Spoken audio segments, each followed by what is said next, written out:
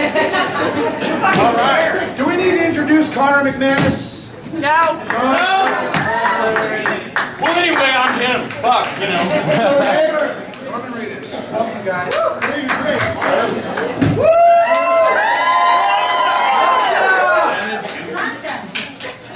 All right, again, we don't have mics, and we will open it up to a Q&A eventually after we pick their brains and make them answer for what they've done for. Who has questions? Make them fucking good ones. I have a question. Lay it on me. They were talking about some stuff you're doing. What have you been up to lately? What have I been up to lately? So check this out. All right. Right now, I'm filming a movie in San Diego, and it all takes place on a fucking submarine. Yeah, it sounds cool in theory, but it's a story of a 1970s Soviet ballistic missile sub that goes missing in the 70s, and it's a bunch of cool cats in it. Ed Harris, David Duchovny, a bunch of other cats. But we're on this sub for the last couple of months. And I thought, you know, it's going to be fucking claustrophobic, it's going to be weird, it's going to be, And I got on there and I'm like, okay, this is not bad. You know, you go in the hall and you're like, the roof is like this, you're standing and you're like, you got about that much. And you go down the hall and you get to the wall and you're back and you're like, okay, I can handle this. But then fucking 30 crew members come out. You realize they're like here, you're like, I can't fucking get out if some shit goes on. Serious, my balls pucker up, I'm like, I don't like that shit, man. So for 2 months, I've been on this submarine. So have you been busy, or? I'm so fucking tired right now. I've been doing The Walking Dead since... Anybody seen Walking Dead? What? I've been in Georgia since May. I'm sorry. Yeah. Wait a minute, motherfucker, you're in Seattle.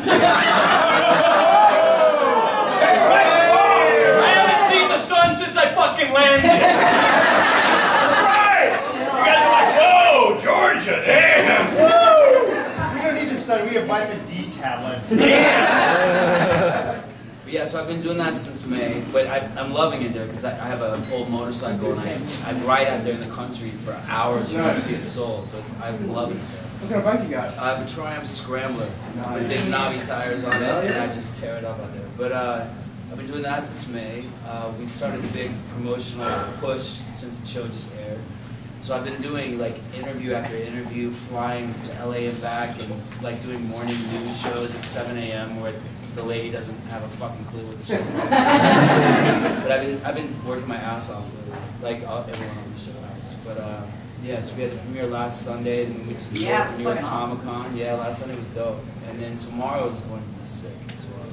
Tomorrow's a great episode because it feels like a comic book almost because there's so much laughter and there's so much horror and there's so much sadness, like all in one episode. It really is a different kind of episode. But yeah, I've been busy. So. Have you watched The Walking Dead show? Fuck yeah, dude. What are you talking about? Yeah, is this water? Yeah. So let's take it back to the beginning. That's my boy right there. Up my last panel. It was fucking funny, right? You guys are all serious, like, no, get the fuck out of here. I just want to know when Fight Club starts. Dude, I'm ready. I want to know where to buy carpet condoms, seriously. I don't know, that's fine. Oh my god, you're like, it's fucking Shag, Undernight Clay. Astroturf one night, Shag the next. That sounds abrasive. Yeah, but it's all about the dude. Any dude that tells you otherwise, they're like, ooh, did you ever use Tickler for her? He's like, fucking who cares? Inside out. Any dude that says different's just lying. He's like, yeah, I was really thinking about her. Oh, fuck off. Yeah. So I wanted to ask to confirm a rumor. We heard that the entrails from the horse in the first episode of The Walking Dead last season were made from condoms. Well, yeah, quite a bit of it. And then not only the condoms are used a lot on our set.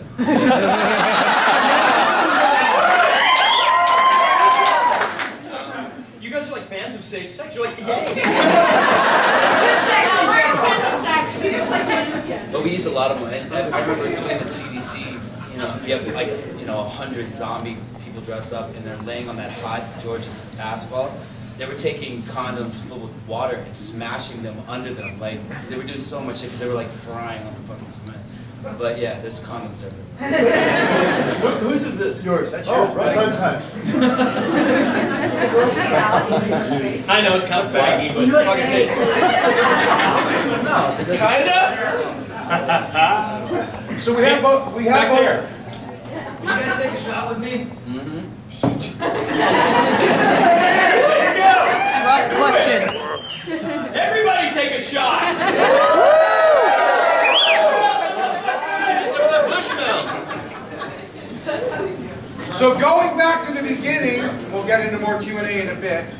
I want to know how you guys hooked up with Troy Duffy. I mean, that's a there's so much grist for the mill around the making of that first film in particular. Right. What is grist for the mill? It means there was a whole lot of fucking drama in that I was documentary. like, I've never heard it before. All right, cool. No, we got the script like everybody else and tried to get the film, and there was literally tons of really popular, good actors trying to get those parts. And Troy fought for us to get those parts. He did a screen test on his own dime to convince the studio to take us. When I think they were trying to get Stephen Dorff and John Bon Jovi to play the brothers. Yeah! There actually was Patrick Swayze and Marky Mark. Yep. That was I'm so glad you guys all the time. Either one would work. But Troy fought for us to do it, so we paid for this screen test on his own dime. And Patrick Swayze. you know, I think maybe that might have been part of the fight that they had in Miramax. But yeah, I mean, like overnight, that's such bullshit. Like, you have enough footage of Santa Claus, you can make it look like a dick. I think that was a hatchet job? Oh my God, yeah. Well, those guys were friends of Troy's, and they followed him around, and they had a deal that they could document everything. I mean, for a long time. You have to understand, Troy also had a record deal with Warner Brothers. He like had a lot of things going on, and he's a very abrasive dude. Did any of you cats see Overnight?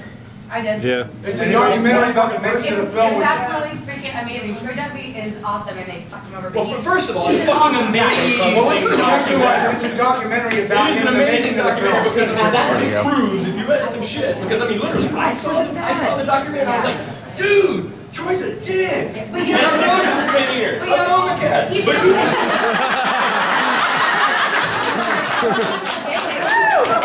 My point is, we were there the whole time. You're talking about a documentary where they didn't interview one crew member or one cast member, Yeah. and yet they convinced everybody. Everybody else goes, "Fucking Troy's a dick," right? They're like, they made a documentary without asking anybody to fucking know. To be fair, though, there's footage of Troy himself calling a woman a new line. Okay, first of all, hey, how many things did I say? How many things did I say in the first panel that if you took it out of context, you'd be like, I just said the word fag. You can post it on the internet and they go, oh my God, he's a fucking dick. You know, That wasn't out of context. Take that shit out of. You're like, who's talking to fans going, take that shit out of context? You know. I can honestly tell you though, the way he was, I think that's why your movie was great, and he made that movie. He fights for what he wants. Absolutely. It couldn't have been any other way without it. It became a cult classic because of his He's a good dude. He's a good director. And I tell you, like the courtroom scene, Yep. instead of saying action, he was like, you deliver these people. And you're like, fuck yeah. It was great to work with. Yeah. What was it like working with him again? It was the same, you know, and plus if that overnight was right, nobody would have worked with him again. Every single person came back to On the crew too. The whole crew came back. He was like, we're doing part 2. They're like, done. Was there a marked difference in his way of conducting business from 1 to 2?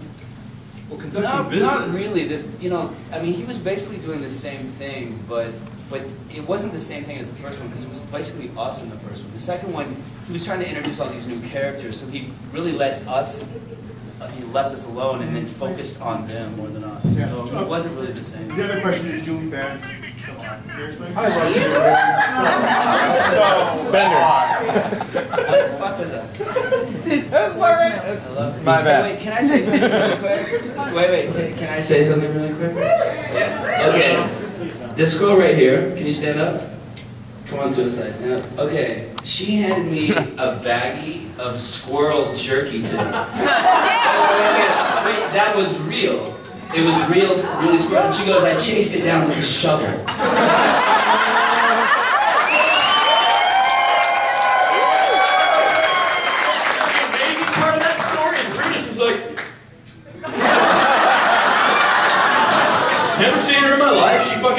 shit said it was made of squirrel. I just fucking snack it.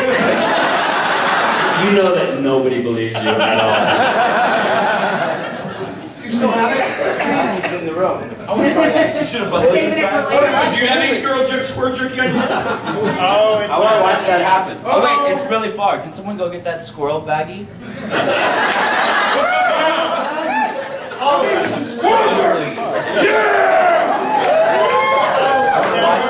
myself. Nice. So who else had a picture of your Which movie did you like? It better be real. One or two for one, I think. Yeah, well, I mean, one was about the brothers being badass, and the second one had all this funny stuff. I didn't really find that funny, to be honest. One was good mix being good mix. Right. Well, part one was like it was new to us, and I was kind of a new actor at that time, so I was really excited to be a part of anything. But it was more badass, I think. Part two had a lot of funny stuff. Yeah, but you know, on Troy's behalf, like he's been getting like as much like emails and fan letters that we get about Boondock, he gets like probably 10 times more. So he tried to make the second one for the fans, which is on his behalf.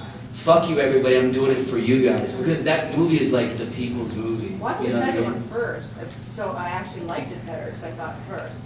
Right. Yeah. No, I mean some people like the second one better. Yeah.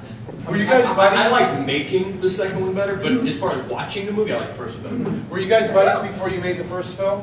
Yeah. Or was that the beginning of a beautiful relationship? Well, we met because Sean and I met because basically The phone rang. They were like, "Norman, you have the part." I'm like, "Hang on, Sean." Client speak. Take that out of context. It's a lie, but it was meant to be taken in context. yeah, I swallowed, wiped my mouth, and said, "Yeah."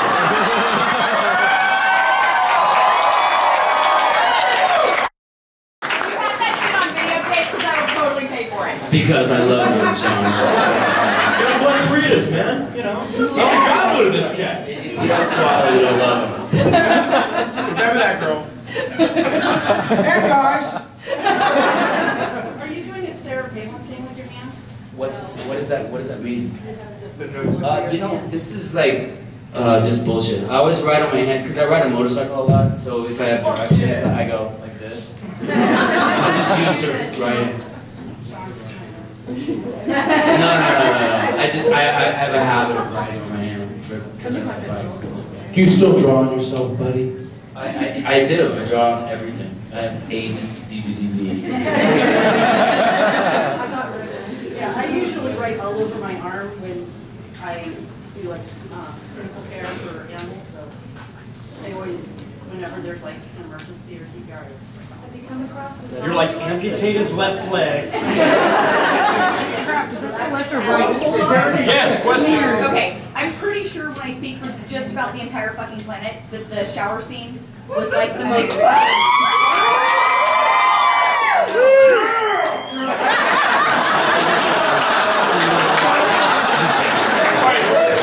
Some sailor was in the back going, "Yeah, bitches! Fiercely thin in the Boondocks science holler." Now, my question is actually more for Norman, though. Now, you're stuck, you know, traveling through the wilderness, Yes, that was killing my zombies. big fat white ass. And it was fucking hot. Huge white. So now you're all gross, traveling through the countryside, killing zombies. Aren't you gonna have to bathe in a stream at some point? You know,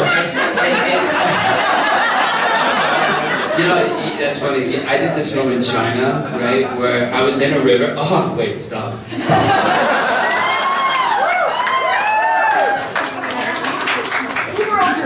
Evidence. Look at this. Squirrel jerky. That's actually suicide. Some motherfucker to come up and taste this. And if you don't die, believe it.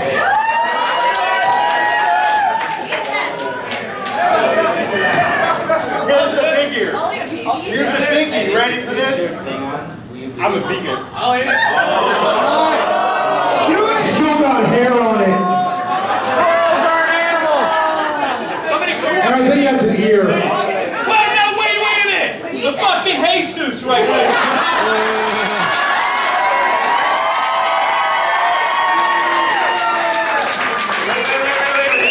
Come up here, man. Come on. You need to come up here for that.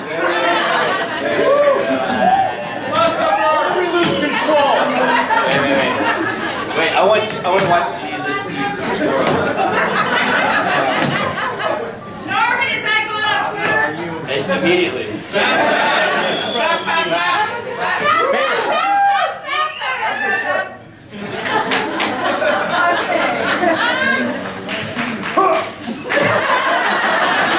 That's okay, he'll be back. Tastes like pork.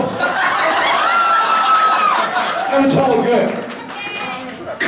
Awesome. Okay, Thank you, Jesus! It's good. so you're naked in the stream. What? I was naked. No, I was doing the film in China, right? And it was right after 9/11. There's no, get this shit away. There's You no get way. autographs, I get, yeah! No, I wasn't trying to do the film, but I was in a river, right? And I had to wash out something. It was about Eastern medicine. I had to wash out this thing called a rotund, which is which is a human. This is a bullshit story. I'll tell you whatever. It's a human toilet. It's stupid. Okay, so are you going to be bathing in the stream? You know, She's like, get to the naked bits. Jesus. Fuck China. Are you gonna be naked? You know, I'm trying to play Daryl as fucking dirty as possible. So you know, I don't want to take a shower at all. I'm gonna be fucking filthy this whole fucking time. So that's yes. Who's next? Question. Right here. You made us wait long enough for the second movie. When's the third one coming out? Yeah! supposedly he's writing it right now. So if you write Troy, tell him to get his fat ass off the fucking toilet and finish it. There you go. Write him. Tell him we've been like, what's your problem? Yeah, brother. What's his address and social security number? Chocolate milk. Is there ice? Can I have ice? Chocolate milk. Liquor's an acquired taste. My mom gave me chocolate milk. I'd have to think about it. I took one smell. I'm like, fuck yes. No, make no mistake. No one ever took a first sip of this and went, fucking shit, that's the... Now you gotta teach yourself. Eventually you're like, fuck, that's good. Beer. Tastes like this the first 3 times. Then you're like, okay, I kind of fucking dig the buzz. Then you're like, you get a flavor. Chocolate milk, you're like, fucking soul. Syrup or mix? What? Syrup or mix? Chocolate milk. Hard. Syrup. Quick or Hershey's? Creamy. Hershey's. Hershey's. Hershey's. That's how badass my mom was. Back in the day, way fucking before y'all, whenever all you could get in the school line, for a nickel you get a milk, but it was like white milk, right? My mom would wrap up, quick, the powder in an aluminum foil. Looked like a lid of pot. Yeah, all the motherfuckers were like, damn, your mom gets you quick, motherfucking shit. Fuck yeah. Question over. Third drink. What? Third drink. Jack. Jack and Coke is my favorite. I'm so white trash like that. How baked are you right now? I got a question. I don't smoke weed. How weird is that? I grew up with a mom who had like the tray of disease under the bed, and I was like, I just went like punk rock. I hate all fucking weed smokers at a young age, and I'm not against it. I'm the worst stoner on the planet. I just eat and fall asleep. Jesus said that's the best. What's up, brother? Hey, Norman. So Sean, are you gonna be in Walking Dead anytime soon? What? Are you gonna be in Walking Dead anytime soon?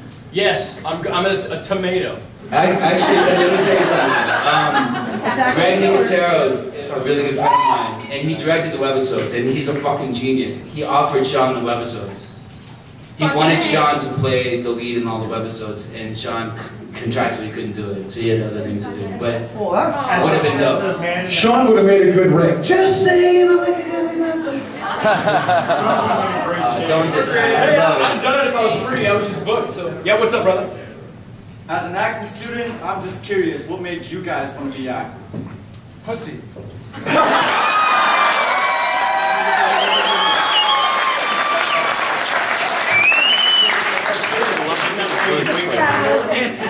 Why you leave the house?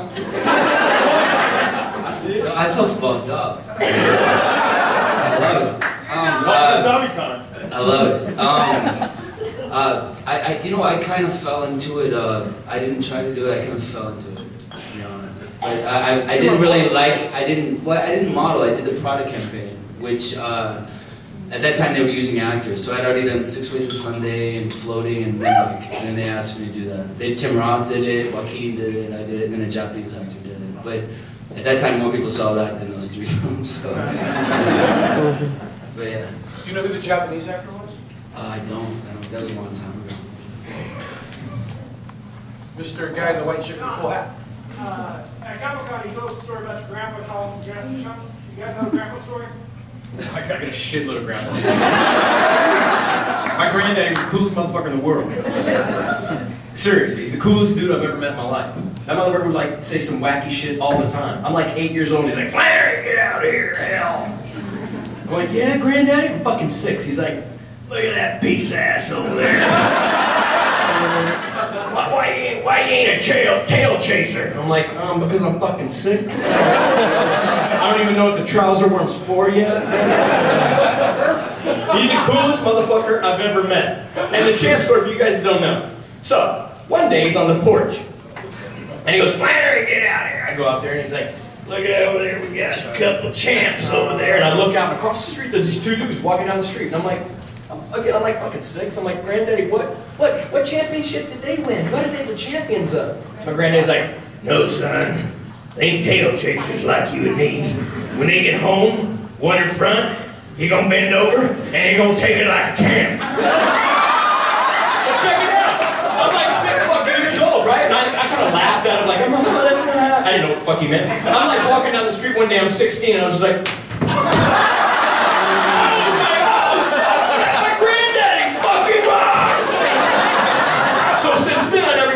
because I'm like, that's a fucking champ. Thank you. I want to try one day. Granddaddy kicks ass, man. What's up? Granddaddy is not, unfortunately. Okay, toast to Granddaddy. And check this out, Granddaddy. Here's my granddaddy. One more little thing right here. This tells you about like relationship. My granddaddy and my mama been together for like 60 fucking years. I love that. Everybody wants this plain white trash. Like, I'm fucking from Bayou country in Louisiana. It's like, who knows shit. But my grandma and granddaddy, I mean, I would go pick them up every year for Christmas, and we'd be there, and my granddad would be like, goddamn woman painting my goddamn ass, can't fucking stand that shit, she's always on my... Where's your mama? Where's your mama? Oh, okay, there she is. And yet, it's so funny because when people say that, like, they bicker, but those motherfuckers were inseparable. My mama, fucking, I got video footage of her from like 1985. She's walking in the backyard. Where's Charlie? Eating a chicken wing. She's going, where's Charlie? And she got 2 cards. She's like, she stuck the chicken wing in her pocket. I got video of this shit. She's like, where's Charlie? Okay, there he is. He used to sit on the porch and drink ponies. Ponies, for you guys that don't know, they're Miller High Life and they're like 6-ounce bottles. My man would come outside on the porch because that's where he always hung out. And she'd go, God damn it, Charlie, he getting drunk out here and it's nonsense. He'd go, oh, hush up, woman, bring me a couple ponies. Okay, but you want a cold? And she fucking skirted around. I fucking envy that relationship, man. It's like, fuck yes! One for the granddaddy.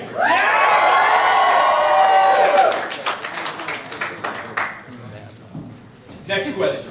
I got one. Go ahead. I was just going to ask Norman, is it a lot different working on The Walking Dead now without Frank Darabont? I tell you, like, yeah. Hey, you know, our boy Ryan that set this up, like, a salute to Ryan, like, first off, for doing all this. I really like that guy. And I know we're supposed to pass these out, but like we're gonna sign some and like put like a little jar. Like you guys tip him just to like pay for all these because you didn't have to pay for these. So like if you have $1 or whatever, stick it in a quarter and get whatever. Frank, we all came to Georgia to work for Frank, right? Fans of Frank. Frank hired us. Like we went there to work for Frank. But the deal, whatever happened with him and AMC is we'll probably never know about. They don't tell us that shit. You know, and they did a lot of like patch up real quick. But it involved 2 hookers and a starfish. That was tonight. It's actually the plan for tonight.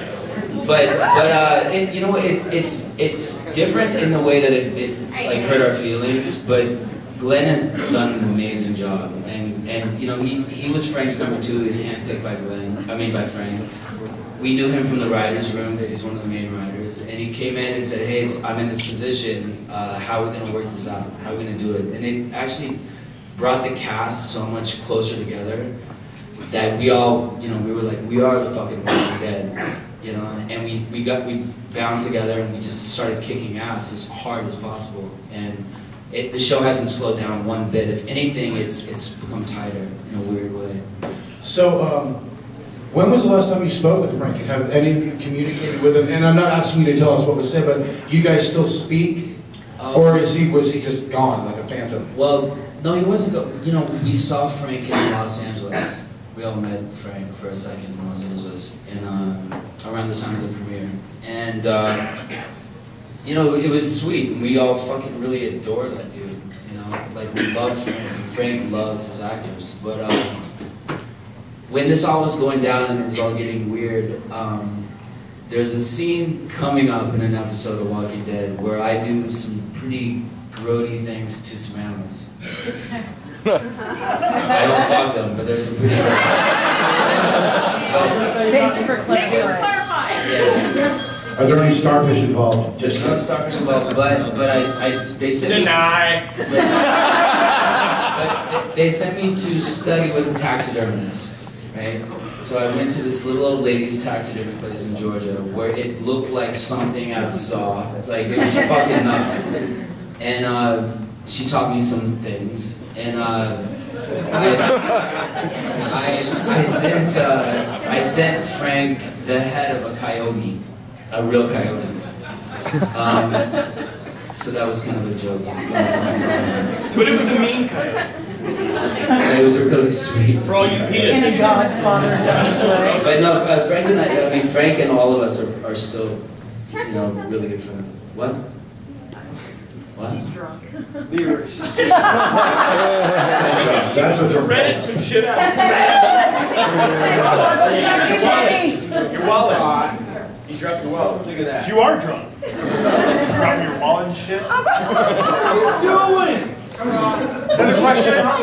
Questions? Back to the trouser warmer. That's my question. Sean, Yeah, what about it? when did you first discover it? It was 7, not 6. Glenda Bilbo, 7 years old. Oh, Glenda Bilbo, a Stinger missile of another order of Stinger missile magnitude altogether. What? This chick taught me what it was about, because suddenly you're like, oh, whoa, whoa, damn.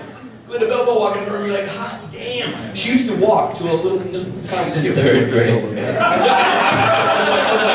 like 7, and she used to walk by all the time to past the Piggly Wiggly. There was a little karate studio. Piggly Wiggly! Yeah. Everybody in the South knows what motherfucking Piggly Wiggly is.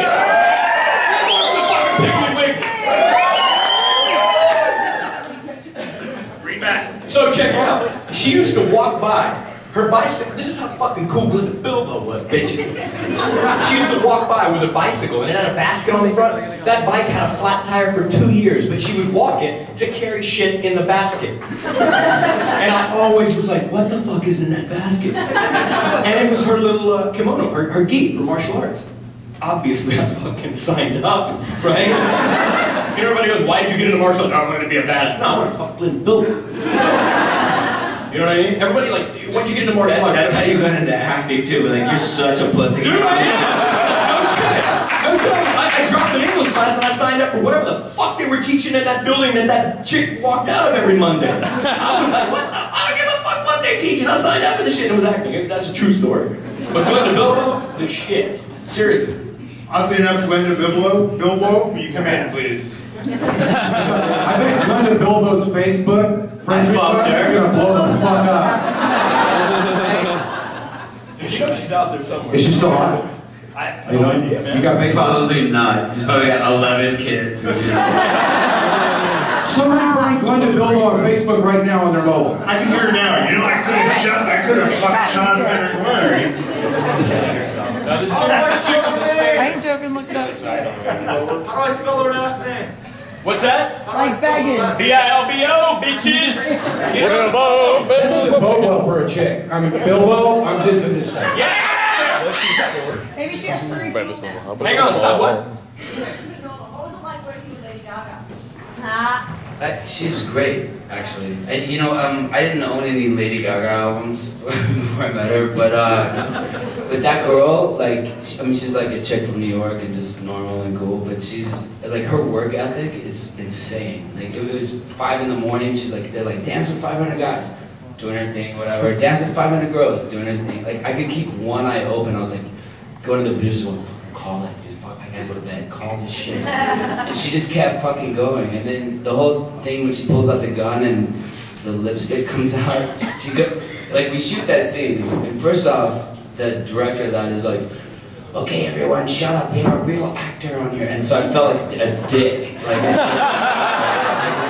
I mean, these guys can dance their ass off, and all I have to do is like look mean, you know? It's like, so easy. And she goes, okay, I have an idea. She goes, I'm gonna pull out a gun. I'm gonna enable the kiss, the famous kiss. So this lipstick's gonna come on. And then she stopped and looked at me like. And I went, rad. And she goes, okay, cool. You know, so she came up with that on the fly, but she's cool. She's fucking cool. With that? Yeah, get topless and go together. First of all, wouldn't you guys like to hear the Lemmy version? Like, in Shepherd we shall be! Believe and love on thee! In Shepherd we shall be! Or the Chris Barnes version from Cannibal Corpse.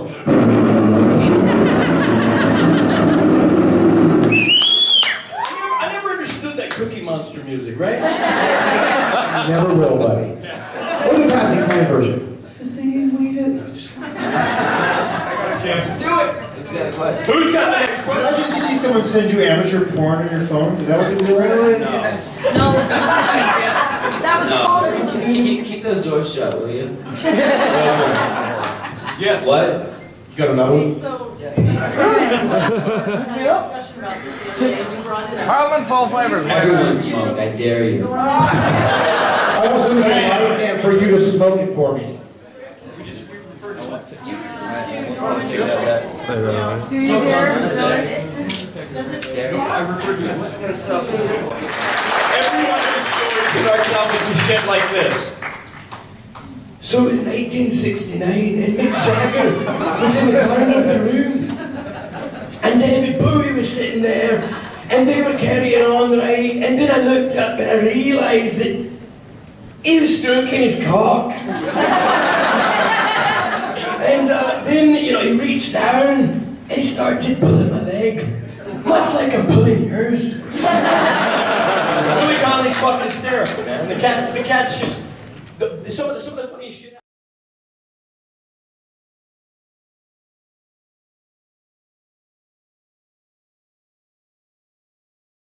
TripleBeer.com!